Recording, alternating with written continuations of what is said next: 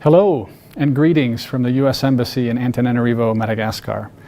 I'm David Weiler, the Consular Section Chief, and with the commencement of the 2025 Diversity Immigrant Visa Program application period, I wanted to make a short video for you all highlighting the important aspects of the application process. So this application window for the 2025 Diversity Immigrant Visa Program has already opened and closes at 8 p.m. local time on November 7th this year. So just by way of background, the Diversity Immigrant Visa Program was created several decades ago to enable citizens of countries with historically low rates of immigration to the United States to benefit from an opportunity to immigrate.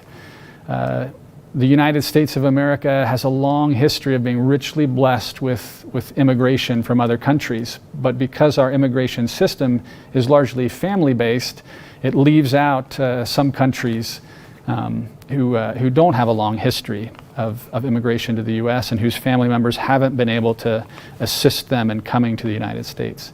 So this program helps plug a gap in that and increase the diversity of immigrants that come to America. And for the 2025 year program, 55,000 visas will be available for this category of immigrant. So submitting an application is free and easy. You have to do it before the November 7th deadline. The department does not accept any late applications or paper filings. It has to be done online. And there are only two requirements to be able to qualify for the program. The first one is you have to be a native of a country with historically low rates of immigration. And that's easy for our purposes here. The citizens of both Comoros and Madagascar qualify for this program. The second program requirement is that you have a high school diploma or equivalent, which means 12 years of formal elementary or secondary coursework. This requirement can also be satisfied by having worked 2 years within the last 5 in a field of work that requires at least 2 years of professional training.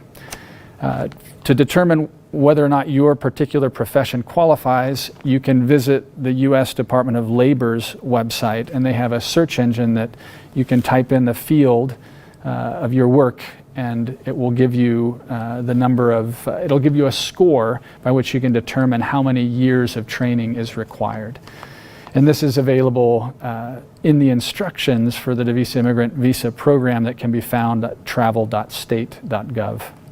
I should also add that different for this application year, it is no longer required to have a passport number at the time of submitting your application. So if you don't have a passport and don't have time to get one before the application period ends, you don't have to worry. You can still submit an application.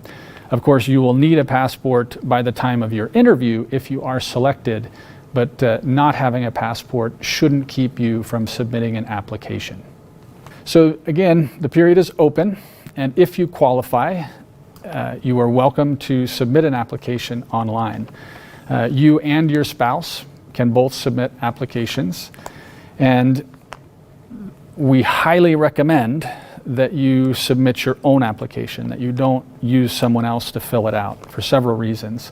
You are responsible for the material that is submitted in your application. So if you let someone else fill it out and they include something that's not true, that could disqualify you.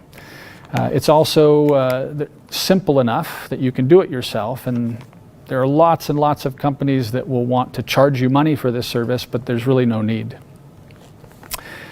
Once you submit an application, you will see a confirmation page, and it's very, very important that you print that confirmation page because it has a unique confirmation number that you will later need to determine if you've been selected to apply. This is the only means of being able to determine that because the State Department will not send direct communication to let you know if you've been selected. So on May 4th, next year, 2024, you can go to dvprogram.state.gov and enter your unique confirmation number and determine whether or not you've been selected for the program. And if you have been selected, we strongly encourage you to follow the program instructions very, very carefully and to avoid disqualification. And with that, we wish you the best of luck, and I look forward to seeing some of you at the interview window in the near future.